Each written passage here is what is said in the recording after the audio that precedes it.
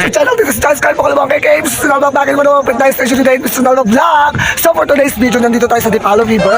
Maliligo naman tayo ngayon dahil mainit. Nag-alihasan na yung ating iPod, ang ating mga asalepet. Eh, kailangan naman natin magkakaw mga mensan, mga salbag, no? So let's go! So mga salbag, dumating na yung sasakyan namin. Ito yung sasakyan namin na papuntang Dipalo. So later on, hintayin lang namin yung pagkain namin at yung mga kasama namin papunta na kami sa Dipalo. So let's go!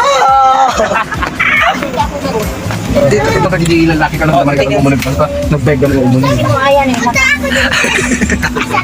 Alam mo balang boses ko, pasensyahan nyo guys. Halo, bakit kakalaman niya lang kita? Ito! Kasama dito. Kasama ko guys. Hello! Yan na, alis ka dyan. So let's go!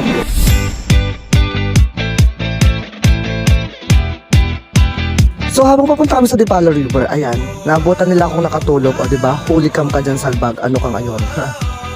So after 3 hours and 40 minutes, dito na kami sa Dipalo River. Mas ko karoma lang gaya vlog tintin niya. My God. So ayun na nga mga salbag, nakarating na kami dito sa Dipalo River. Tingnan nyo kung gaano kaganda ang Dipalo River ngayon.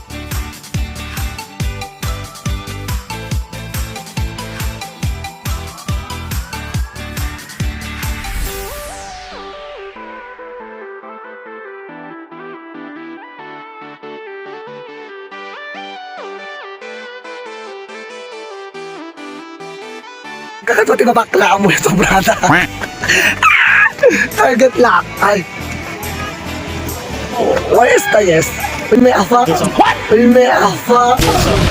May afam. May afam.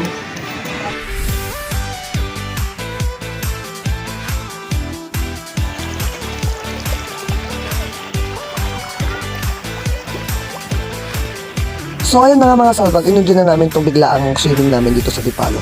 So ayan, samahan nyo kami maligo-ligo dito. Let's go! Amin ang obraan tayo na, agkaw-kaw, agkap-kap, amin ang ikatundaan, marugit, tibagita yung tano. Kanaroon tayo di balay, nagbanlaw tayong tulatan, di ba? Mamatakmat talaga salbag, dahil di pamati nga. Nabiglaan ka, isa ti masusurot nga talaga, ha? Kasi dati di pa. Nilalamig na ako. Hindi ko alam kung...